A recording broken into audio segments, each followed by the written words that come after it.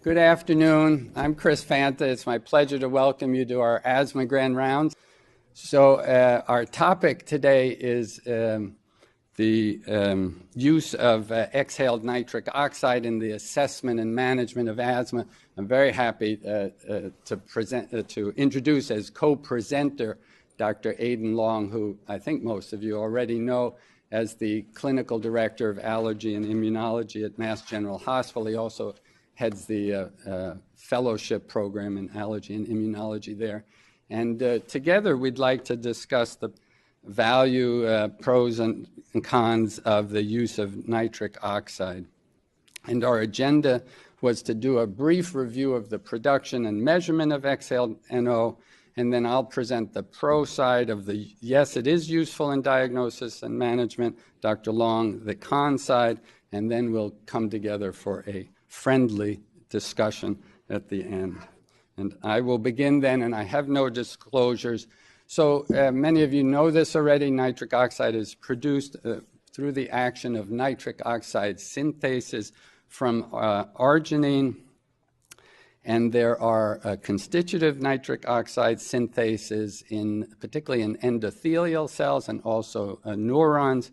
And it was the discovery of this gas as a signaling molecule for vasculature, particularly the coronary vasculature, that led to designation of NO as the molecule of the year by the journal Science. And then the Nobel Prize in Physiology was awarded to the three pharmacologists, Americans, who had done the research to discover this role of a gas signaling between cells.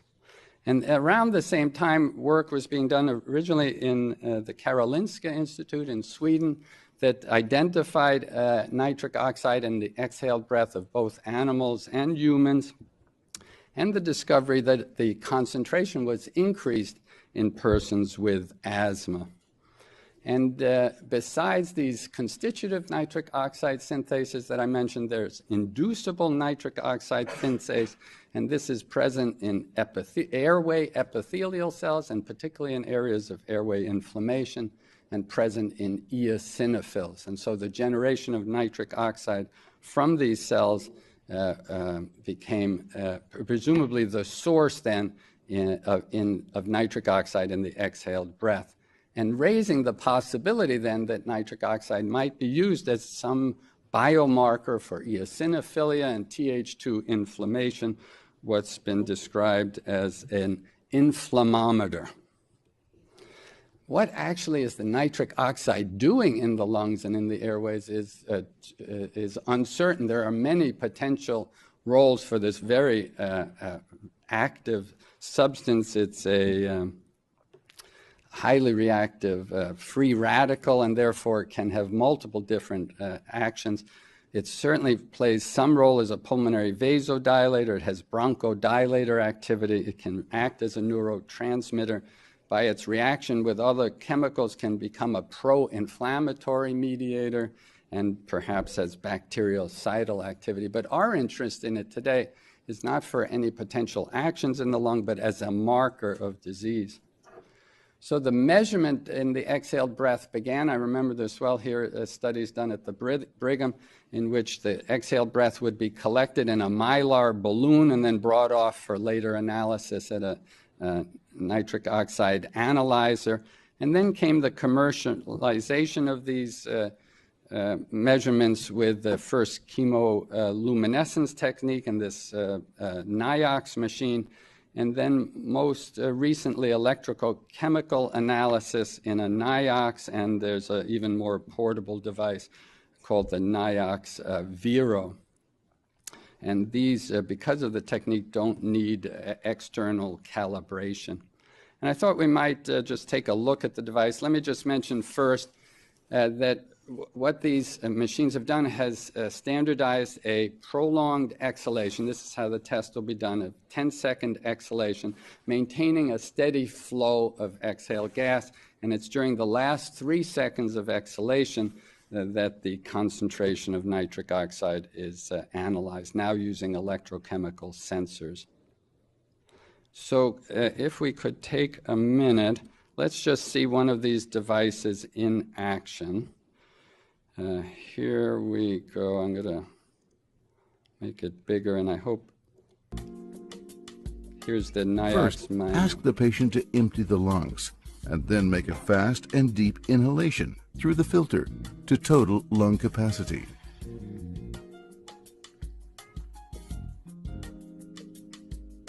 This process effectively cleans the air from ambient nitric oxide that could otherwise interfere with measurement results. Then, ask the patient to exhale slow and steady through the filter. The procedure can be followed by either audio or visual feedback.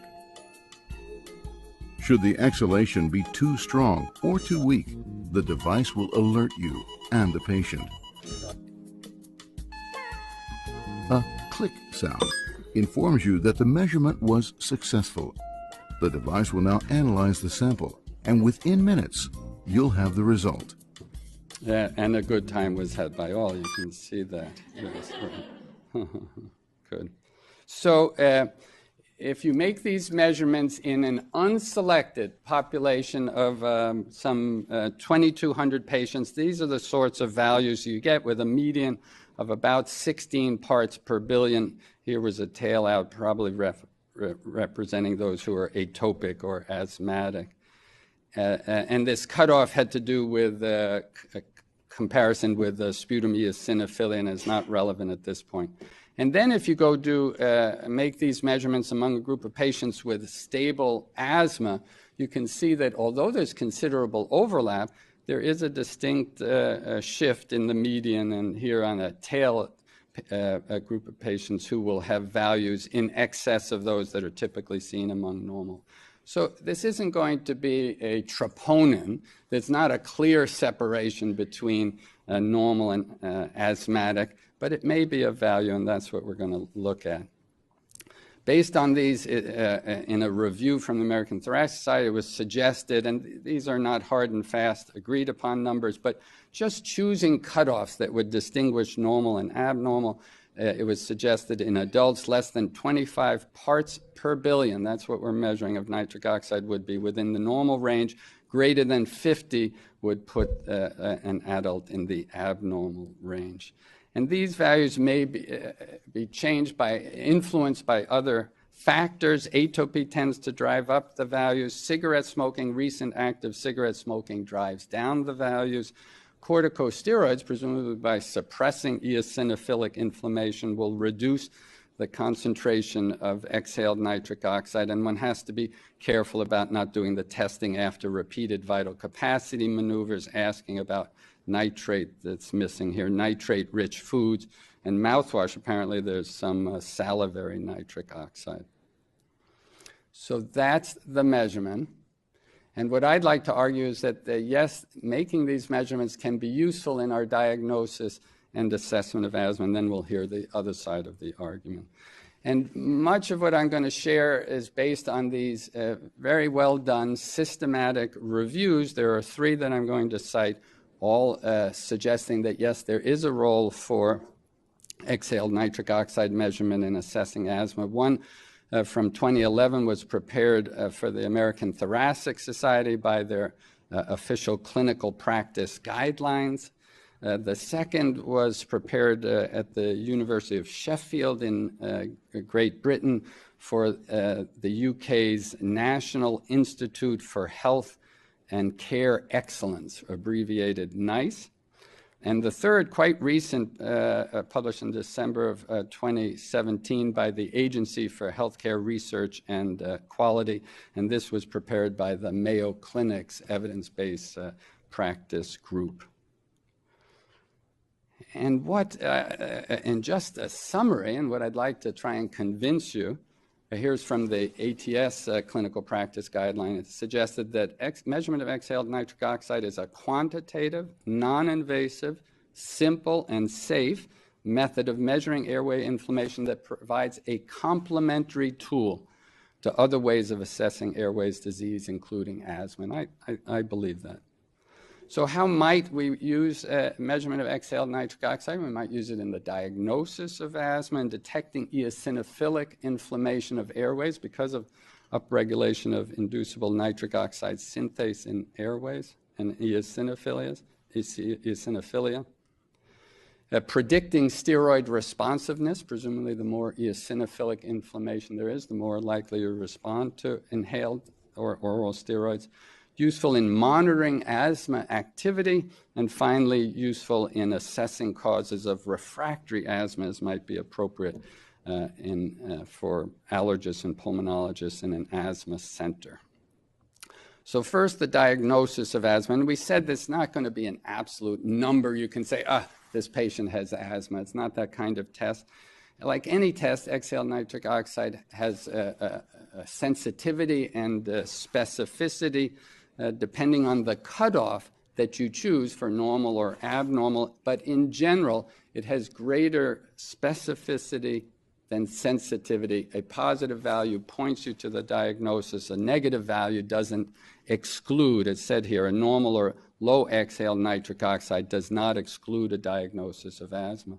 But depending where you choose your cutoff, the specificity, a positive result suggesting, yes, a true diagnosis of asthma can be 88 to 100% depending on the specific cutoff that you choose. And in this AHRQ comparative effectiveness review, they point out that the likelihood of having asthma increases depending on the cutoff that you choose 2.8 to 7 times if you have a positive FeNO result. And they suggested, for instance, a cutoff, and I think this is the one that I would tend to use, more than 40 parts per billion. The specificity of this test is 94%, which I think is very good. And here's one of those receptor operating characteristic curves using a cutoff of 40 parts per billion to compare the specificity and sensitivity of the test. And if you're familiar with these curves, this looks not that different than what many have chosen as the gold standard for the diagnosis of asthma, a methacholine challenge test. And in fact, this NICE group in reviewing the data suggested that the estimated health benefit of measuring exhaled nitric oxide plus bronchodilator reversibility, as we routinely do, was comparable to the methacholine challenge test, and as they point out, at a considerably lower cost. So I wanted to give you some examples. These come from my practice. A 58-year-old radiologist, persistent cough for 3 weeks, a history of mild intermittent wheezing over the last 8 years, worse when returning home each summer to her home in Cambridge. She has cats and dogs. She has a history, interesting, of oral allergies syndrome, no sensitivity to the cold. She's coming to see me now with a cough, 3 weeks of cough, 58-year-old physician. Chest was clear, spirometry, borderline mild airflow obstruction. Troublesome cough. Exhaled nitric oxide was 202. That's one of the highest I've seen. And I think she's coughing because she has asthma. And I think the test was helpful to me. Not that you couldn't have figured this out and worked through it and without the test, but I thought it was a useful added bit of information that directed my management. Here's another example. This is a woman who works over at Harvard as a social scientist.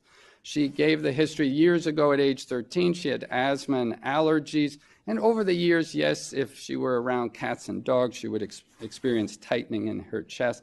Once, many, many years ago, she had been to the emergency room for asthma.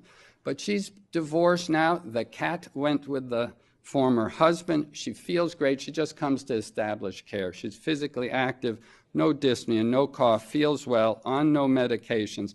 Her exam is normal. Spirometry was normal. And we measured her exhaled NO, and it was 20. It was pretty much normal. And I thought, you're doing fine. Yes, you probably have asthma. That didn't exclude a diagnosis of asthma, but in terms of my thinking about her management, she's free of symptoms. She can, it was helpful to me, and it would have been different if her exhaled NO had been a very high value in my mind. And here's one I made up, but you've seen this case a dozen times. This is a 27-year-old woman, a mother of 2 little kids in daycare, etc. Every cold settles in her chest. She has paroxysmal coughing, a wheezy cough, a cough that lingers for weeks. She has a history of eczema as a child, mild symptoms of seasonal allergic rhinitis. She's probably atopic. Spirometry is normal. What does she have? Does she have asthma with the lingering cough after colds? Or does she have post-viral bronchitic, post-bronchitic cough? Every time she gets cold, gets it from the kids, has a lingering cough, not asthma. I didn't have an exhaled NO. We didn't measure it. But would it have been useful? Might it have been useful? Could have a high value guided me in my approach in thinking about her cough? I think it could.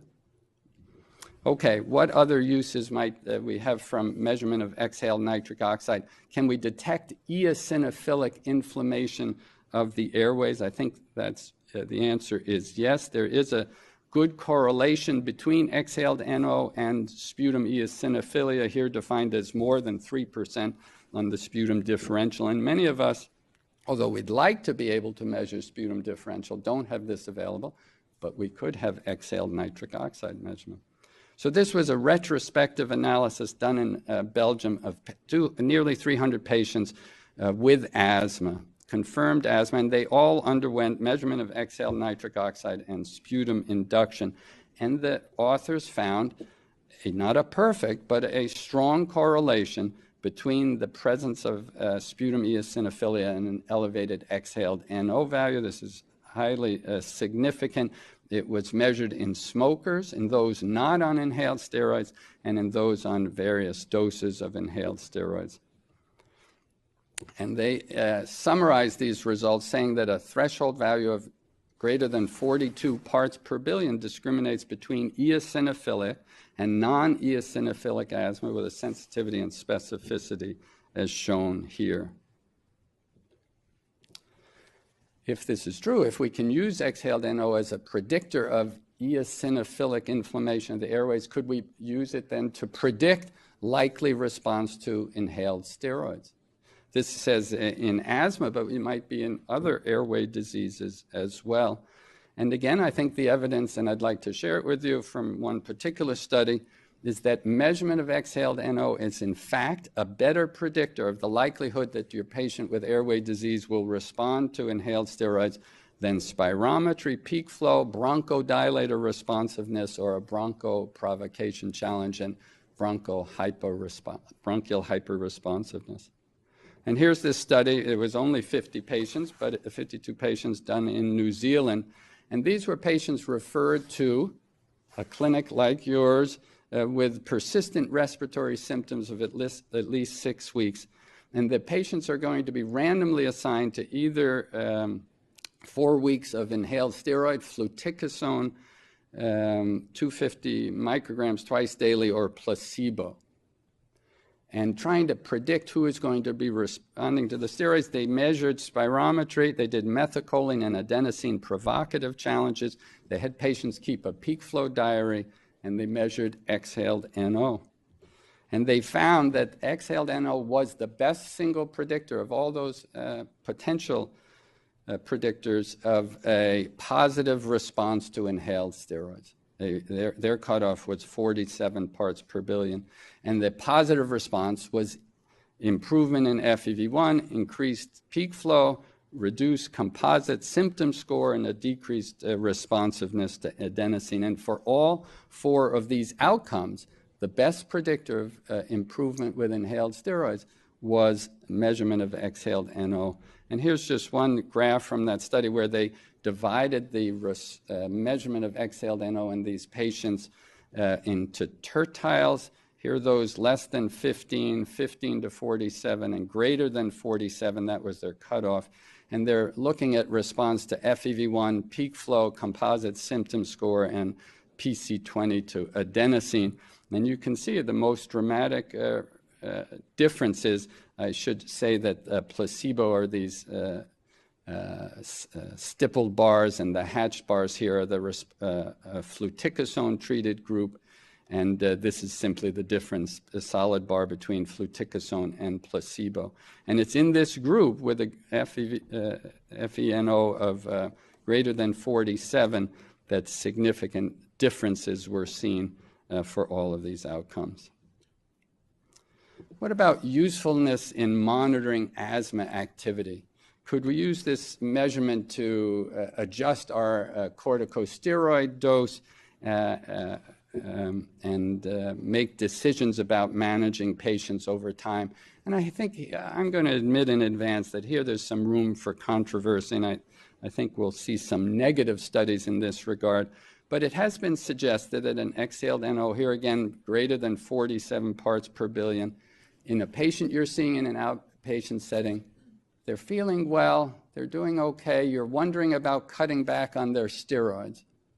If you measure their exhaled NO and it's greater than 47 parts per billion, it's likely that when you cut back or stop their inhaled steroids, they'll do worse.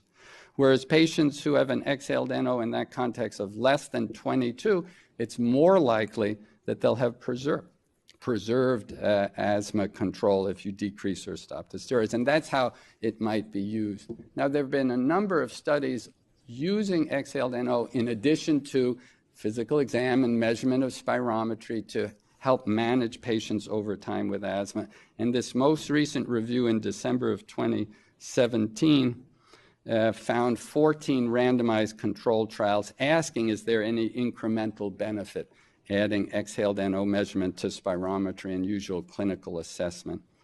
And the one outcome that they could report quite significant benefit from was a reduction in overall frequency of exacerbations. And they made a calculation. The number of patients needed to treat to prevent one person with exacerbation was 9, which isn't a lot of exhaled NO measurements. And here are these results, this meta-analysis showing 6 studies conducted in adults. The columns here are the number of exacerbations in the those who are being managed using exhaled NO or control, and then the total number of patients enrolled. Each solid bar here is the odds ratio below 1, suggesting a favorable effect of adding exhaled NO measurements. And here in this diamond is the pooled analysis with about a 50% reduction in the frequency of exacerbations in those who use exhaled NO in their decision-making about steroid management. And the last I'd like to touch upon is the usefulness of assessing refractory, difficult-to-control asthma. And I hope this appeals to those of you who, in an asthma center context, are dealing with patients who have difficult-to-control disease. And it's been suggested that we can use a high exhaled NO value to suggest that this person coming to see us already on inhaled steroids and long-acting beta agonists, et cetera. 2 possibilities. One is maybe they're not taking their inhaled steroids as they said they were or supposed to be doing, or maybe they are taking their inhaled steroids, but they have a refractory eosinophilic phenotype, one that might be amenable to escalating their inhaled steroids or using some of the novel anti-IL-5 monoclonal antibodies that would inhibit eosinophil presence in the airways. On the other hand, if this patient on inhaled steroids has a low exhaled NO value, maybe they have neutrophilic phenotype. Maybe it's something else that's driving their asthma, some comorbidity, their reflux, their sinusitis, whatever, their morbid obesity, and that escalating their anti-eosinophilic, anti-inflammatory steroids might not be the way to manage them. And here's an example, again, from my practice. This was a 67-year-old woman. I hadn't seen her for several years. She had asthma. She had gone off to Florida to care for family members. And when she came back to see me, her major complaint was really her sinus disease. She had sinus congestion. She said she couldn't smell things terribly well. In fact, she had a history of nasal polyposis. Yes, I did ask her about aspirin sensitivity. She said, no, that's not my issue.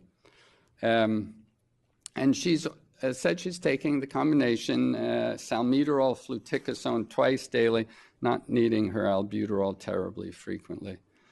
Her exam, indeed, she had small bilateral nasal polyps. Her chest was clear, and oh my God, clear chest, but we measured her lung function as we do. And oh my goodness, it's her FEV1 is 44% of predicted. Might an exhaled nitric oxide at this point help in our assessment of how we're going to approach this refractory disease, despite her use of Advair? And her exhaled NO came back 54. And I'm thinking, according to what we've just said, maybe she's not using the Advair. Maybe she needs higher dose of inhaled corticosteroids. Maybe she needs a more aggressive approach. Let's check her peripheral blood eosinophilia and IgE, et cetera. And I thought that was helpful to me. And I'm not alone in this. In the audience today is Dr. Elliot Israel, who authored this excellent review of severe and difficult to treat asthma in adults that you probably saw in the New England Journal late last year. And I just wanted to point out that in his discussion of thinking about the approach, a flow diagram, thinking about the approach to difficult to control asthma, we'll see the use of exhaled NO. Here's the overall flow, and I want to focus on this idea of assessing treatment according to the inflammatory phenotype. And a good place to start, he said, is start with peripheral biomarkers, either blood eosinophil count or exhaled NO measurement, knowing that if there's a high exhaled NO measurement, we'll be thinking about the persistent T2 type inflammation.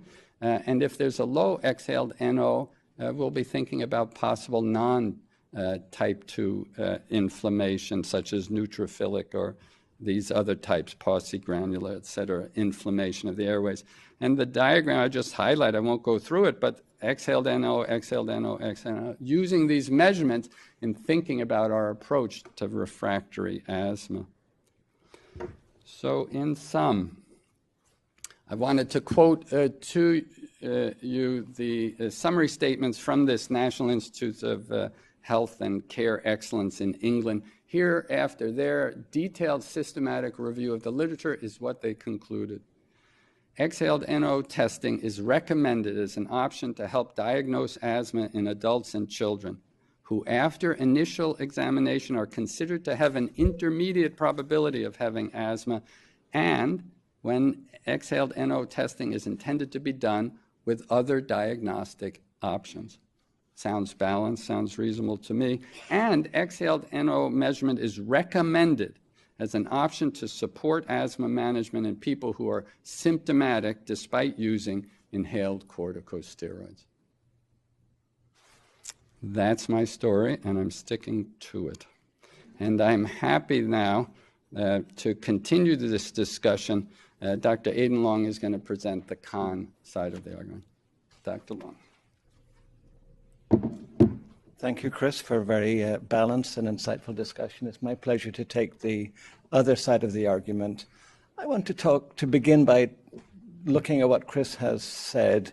He presented a couple of cases where he measured FeNO and he said it thought it was helpful to him. I wonder if he didn't have FeNO available, would he have done anything different?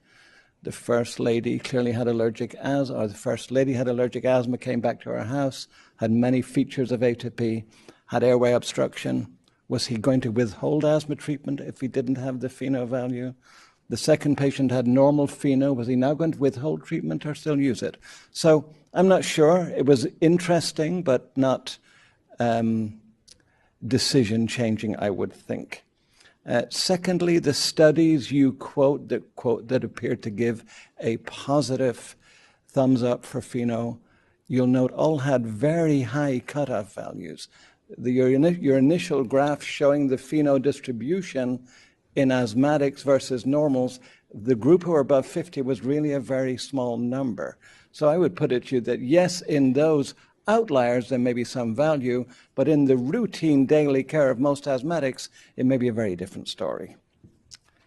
And in his final example of refractory asthma, he finished by showing you could have a high result or a low result.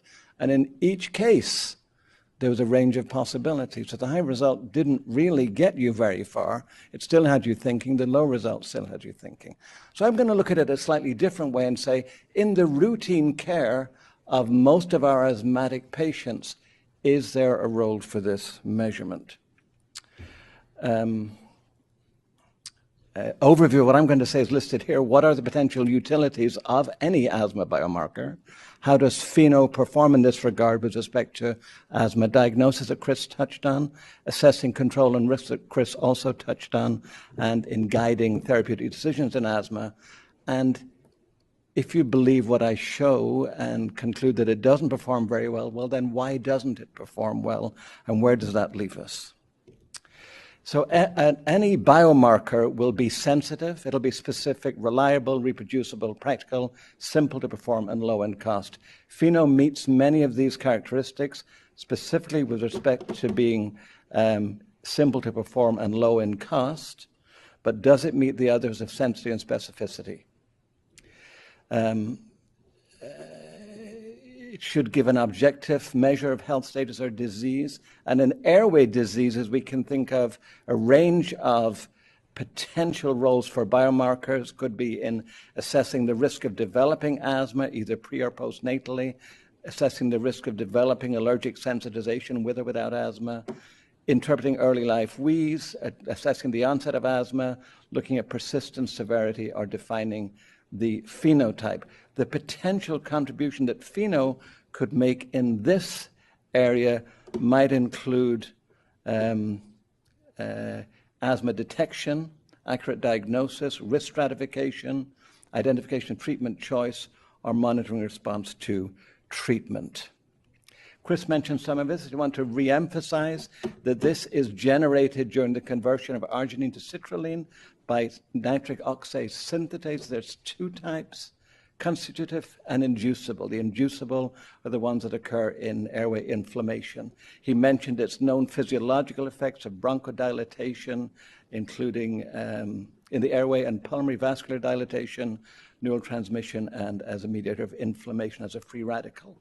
It's formed by the airway epithelium, the endothelium, and in some non-inflammatory situations by the non-adrenergic, non-cholinergic nerves, and in inflammation largely by eosinophils, although there's some interesting data at the end that will make us think that maybe the epithelium is a bigger source than perhaps eosinophils.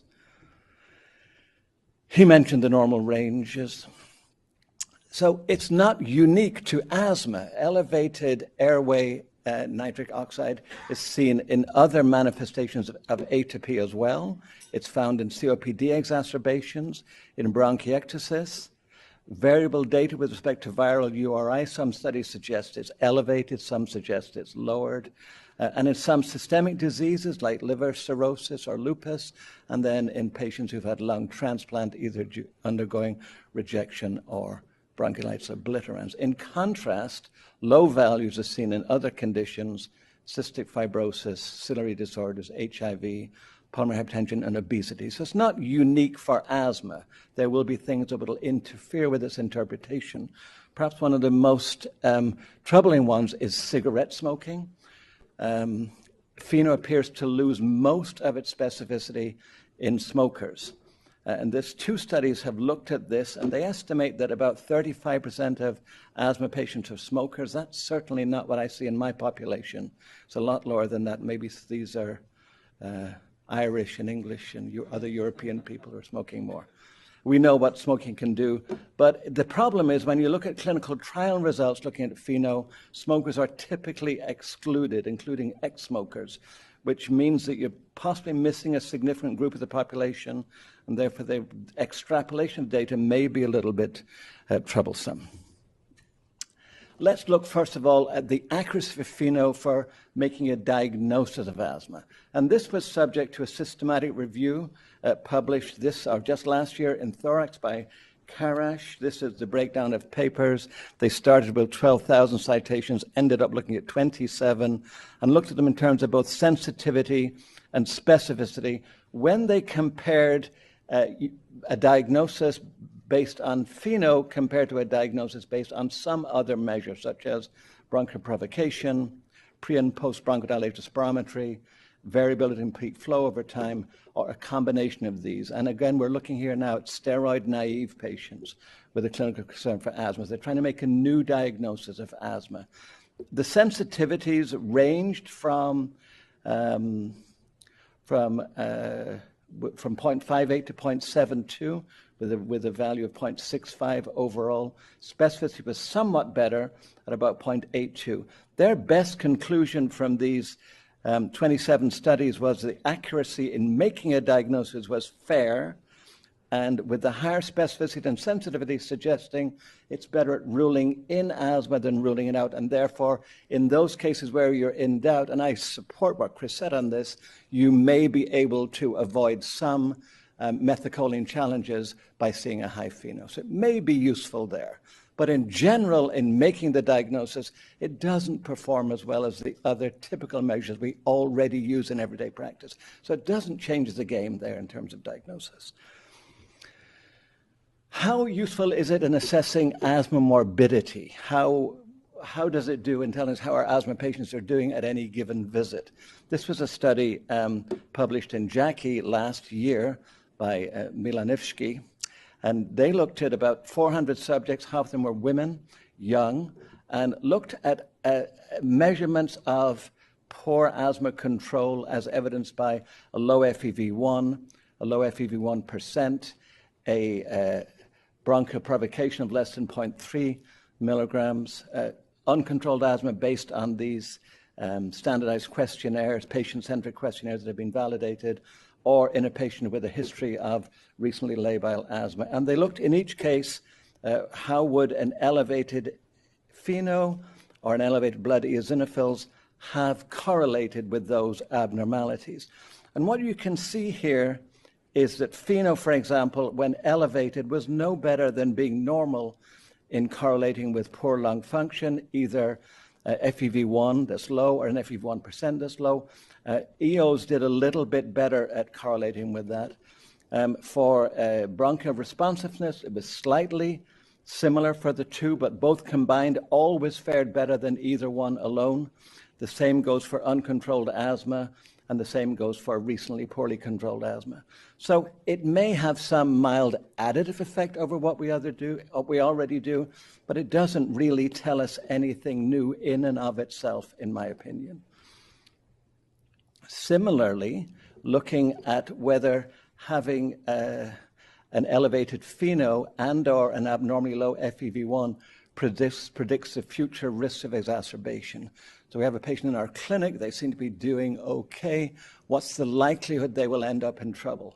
This was a study published in Chest by Arthur Gelb a long time ago, 10 years ago now. He looked at 44 non-smoking asthmatics, did baseline FEV1 and FeNO. In the subsequent 18 months, 22 of those 44 patients had exacerbations, and he asked the question, could this have been predicted by lung function and or FeNO? Well, of the 22 exacerbations, almost all of them occurred in those patients who had low lung function at baseline. Only 2 of the 24 occurred in patients with normal FEV1 at baseline. And of the people who had abnormal lung function, only about half of them had an elevated FeNO. So if you didn't have the FeNO measurement, if you didn't have that high FeNO measurement, you really wouldn't have been in a much different place. So they interpreted very positively and said the patients with asthma who had a baseline combined FEV1 that was low and a FeNO above 28 had an 85% probability of an exacerbation. I would say you only were picking up half of them by the FeNO. So maybe useful adjunctively, but really not a game changer. There have been a lot of subsequent studies looking at FeNO in different conditions. I've listed them here with respect to the outcome and given them either a green or a red bullet indicating this was a positively useful or negatively. Here's one that's looking at a correlation between FeNO and ACQ. That was positive. Correlation between FeNO and ACQ here was negative in the next study. ACQ again negative in the next study. Asthma control positive. Asthma control positive, asthma control positive. So a mixed bag, some positive, some negative, and looking at asthma control, and it goes on. Overall, about 50-50 published studies suggesting it's useful in assessing asthma control versus not being useful. What about asthma? What about using FeNO as a guide to therapy? This is really the study that seemed to change the game for FeNO, published in the New England Journal in 2005. by Smith from New Zealand. Chris has mentioned this group already. Here they looked at a group of asthma patients that were followed longitudinally, and they had changes made at each office visit based on either guideline criteria or FeNO. So you decided whether they were controlled based on standard criteria, or you ignore that and just looked at the FeNO. And they concluded that over time, the risk of exacerbation was significantly less if you made your decisions based on FeNO rather than on guidelines. Not only that, they concluded that overall the amount of steroids used by these people was lower. Looked like a very convincing study, and there was a lot of excitement from this, and FeNO really got a boost in the eyes of many people working in asthma. A follow-up study 2 years later, very similar in design, came to exactly the opposite conclusion. Here they were looking at making decisions on treatment based on FeNO in blue versus the British Thoracic Society guidelines in red. And they found that the exact opposite was true, that those who were managed by FeNO alone had more exacerbations and more steroid use than those who were managed by standard guidelines. So there's two contradictory studies. What does the bulk of the literature since that time show? Well, there was one systematic review of this published last year, 2 years ago in the European Respiratory Journal. And they evaluated the clinical effects of FeNO as a tool in the management of asthma. They looked at 6 studies. Conclusion from them was there's no benefit in terms of severe exacerbation reduction or steroid use, but some benefit if any exacerbation was considered. Then there was a slight rate reduction there. That was a systematic review. Then perhaps one of the best sources is the Cochrane database, which also reviewed this last year from Petsky's group. And they looked at randomized controlled trials comparing adjustment of asthma beds based on FeNO versus not using FeNO, i.e. based on clinical symptoms with or without lung function or asthma guidelines or both. They looked at 7 studies.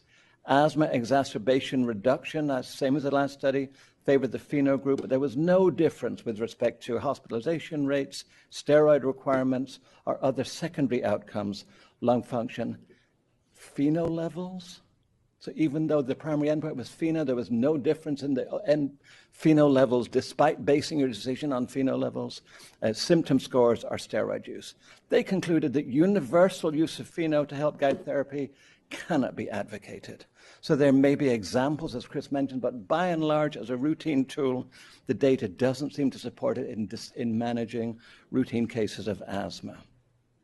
What about the asthma guidelines? So what are the guidelines? The guidelines have been published from several different countries over the last 30 years, Australia, New Zealand, Canada. By and large, these are consensus-based documents from expert groups. The most recent ones in the US were 2007. The Canadians' most recent one was 2012. The British Thoracic Society and the Scottish group combined report 2016, Australia 2016. And then there's the GINA guidelines. This is a collaboration between the WHO and the NHLBI, and they publish twice yearly an updated guideline, and have done so since 2002. What does the GINA, what do these guidelines say about the use of FeNO? Some very general, bland comments, I would think. They maintain FeNO is not useful for ruling in or ruling out a diagnosis of asthma, and this is the most recent update. FeNO is high in eosinophilic asthma, but is also in non-asthma conditions, such as eosinophilic bronchitis, atopy, allergic rhinitis, eczema. It's not high in some asthma phenotypes, such as neutrophilic asthma, lower in smokers and decreased during bronchoconstriction in the early phase of allergic responses, and up or down in viral infections. In non-smoking, steroid-naive results with very high FeNO, it may be associated with a good short-term response to steroids. You probably wouldn't withhold steroids if FeNO wasn't high, so I'm not sure where that really leaves us. So it's kind of a low endorsement of FeNO, I would think. What about the other guidelines? The American Thoracic Society, FeNO is recommended for the diagnosis of eosinophilic airway inflammation. Not asthma, but any eosinophilic airway disease. It's recommended to determine that the likelihood of steroid responsiveness in patients with chronic respiratory symptoms, possibly due to airway inflammation. And they conclude that regular use of FeNO as the basis for adjusting the dose of steroid therapy have failed to show important benefits. Can be recommended. So the GINA guidelines don't recommend it, the ATS don't recommend it, the BT Steinbridge Thoracic in the Scottish group, very vague. They don't make any specific recommendations. A raised sputum eosinophil count and increased FeNO are more closely associated with steroid response than other tests, and for pediatrics, insufficient evidence to recommend it. As you know, the 2007 NHLBI didn't recommend it, and in the severe asthma guidelines published by the ERS and ATS, they say FeNO is not recommended for use in either adults or children with severe asthma because of uncertain benefit. I would put this as a really weak set of endorsements for this in routine asthma care. Now, why might it not perform so well? Well, it's because asthma is not a single disease. Asthma is a syndrome of many different diseases that end up with the same clinical characteristics.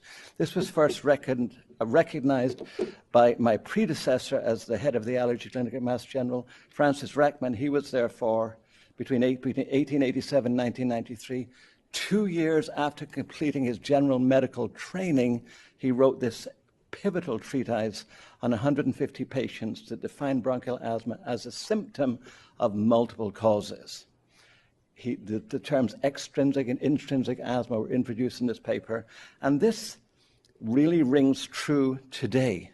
When we're talking about asthma, it has a remarkably modern ring to them. The authors at that stage, and this was in 1918, clearly stated the need for better markers by which to identify allergic individuals. And they recount the strengths and weaknesses of eosinophils and allergic skin testing.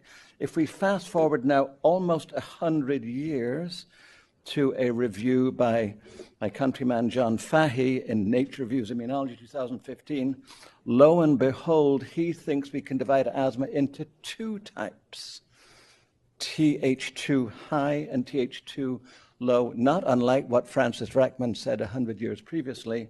Th2 high, typically more severe asthma, airway and systemic eosinophils, more likely to respond to steroids and more likely to respond to specific inhibitors of Th2 inflammation, whereas the Th2 low didn't.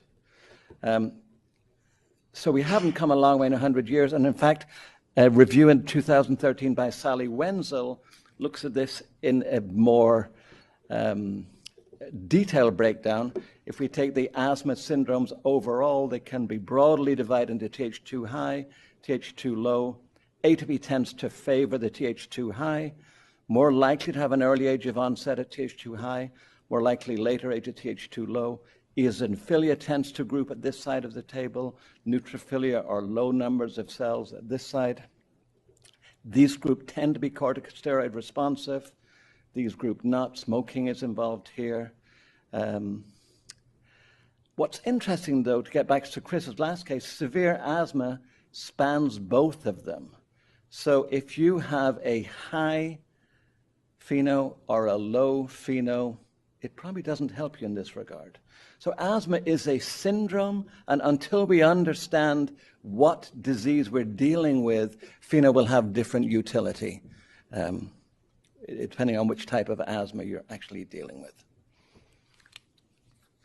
Interestingly now, if we look at the results of biologics and whether they impact either eosinophil counts shown here or FeNO, there have been many studies now of anti-interleukin 5/3 products have been approved for this, and while they significantly improve asthma outcomes in terms of exacerbation reduction and they lower blood eosinophils, they do not change FeNO.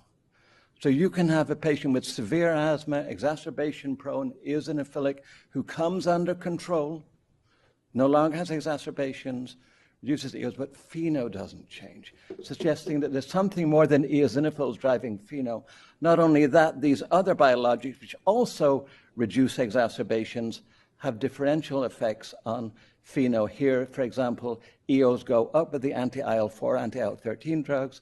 FeNO goes down. So there's a great discrepancy with these biologics in terms of the impact they have on either EOs or FeNO. See, these are not interchangeable. There are many other potential markers of biomarkers to be used in asthma. We won't go through them here, but sputum and blood EOs are important ones. Tissue biopsy can be helpful, looking at responsiveness. Periostin enjoyed a vogue for a while, no longer in favor. Total and specific IgE. Maybe exhale breath condensate will tell us something. I happen to believe that the unbiased approach using various omics technologies is where we're going to get the best results on this. So my concluding thoughts are we should not be swayed away from critical analysis by the technically simplicity, marketing, and available reimbursement associated with FeNO to ascribe it a values it doesn't inherently possess. I do think that tools of modern and molecular systems biology will give us better biomarkers in the future that will help us with treatment response in the different symptoms that make up asthma. And if I had one wish for what an airway disease biomarker would be, it would be that it would identify for me the patients who are high risk for serious outcomes. Thank you. I'm happy to sit with Chris and take questions and answers on this topic. We probably agree more than we disagree, in fact, but two different ways of looking at it. Great. Thank you very much. So we're eager for your comments and questions and take on all of this. I too was struck by some of the similarities of our take on this. Agreeing, for instance, that the measurement of exhaled NO would be ancillary, complementary, in addition to use of standard assessment. We're not going to be able to give up spirometry, right, lung function measurements, physical exam, et cetera. Potentially, in addition, that was potentially some value. You know, I think that's absolutely right. And I would, for the sake of argument, I mean, if I had it, we don't use it routinely in our clinic. If I had it, I think I would use it as you do. But for the sake of argument, not having it, I don't think leaves me at a disadvantage. It really hasn't proven its absolute necessity in any of the potential roles it could have had. I think that's the point to make here.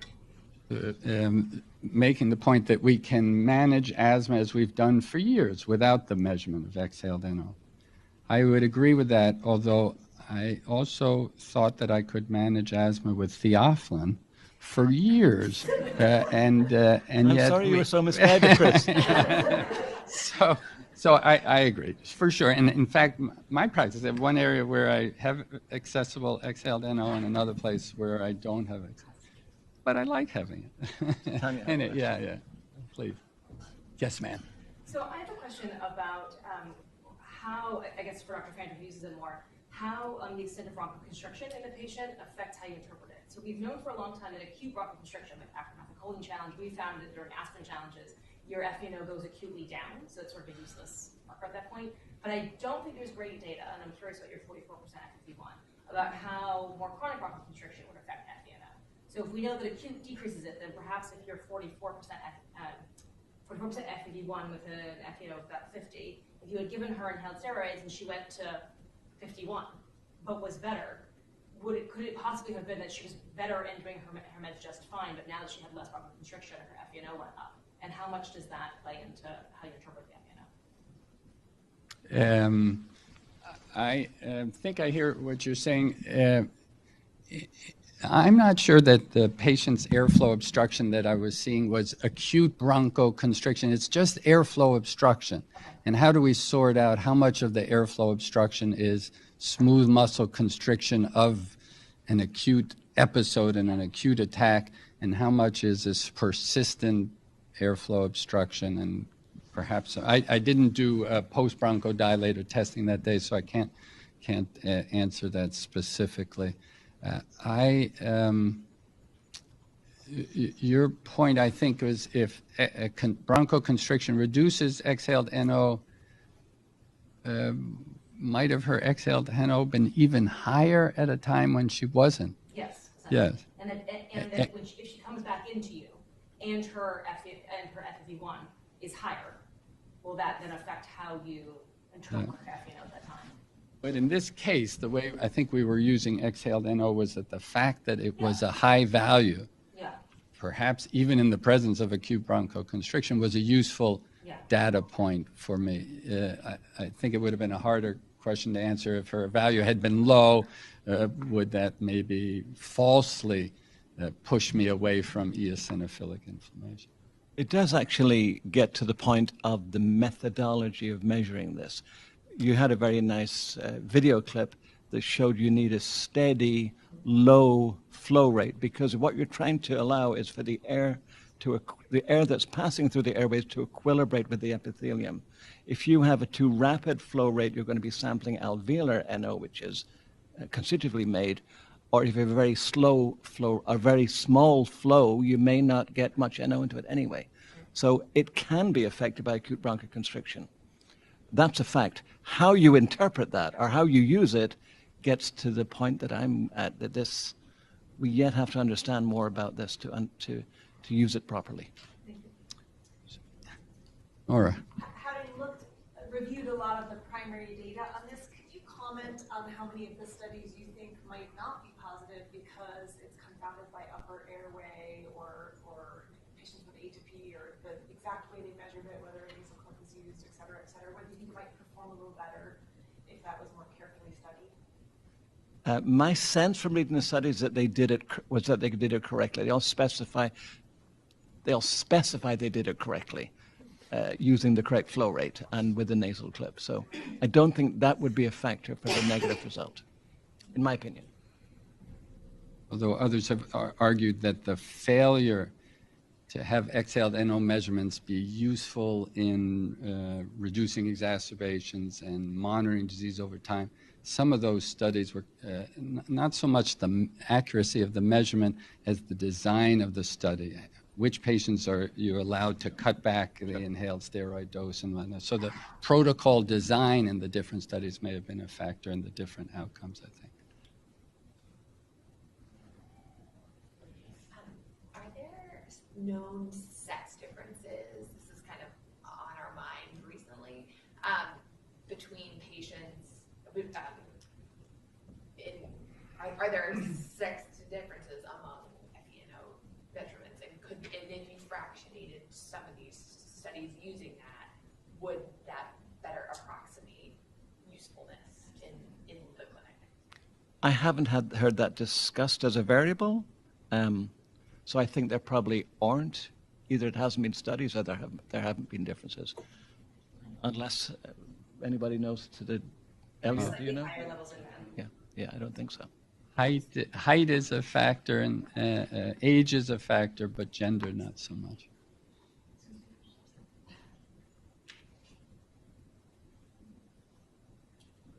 So should we take a vote, Chris? Yes. What's the proposition?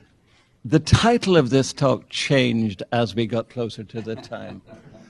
When I was first asked to talk about this, I think the word routine was in the title.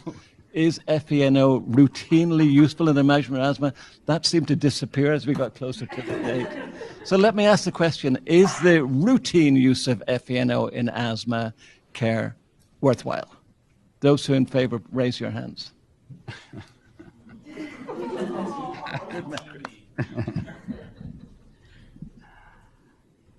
Well, that was very informative and certainly points to phrasing the right question when you want to get the response that you're looking for. Listen, thank you very much for your participation. It was great. Thanks for being part of it. Thank you.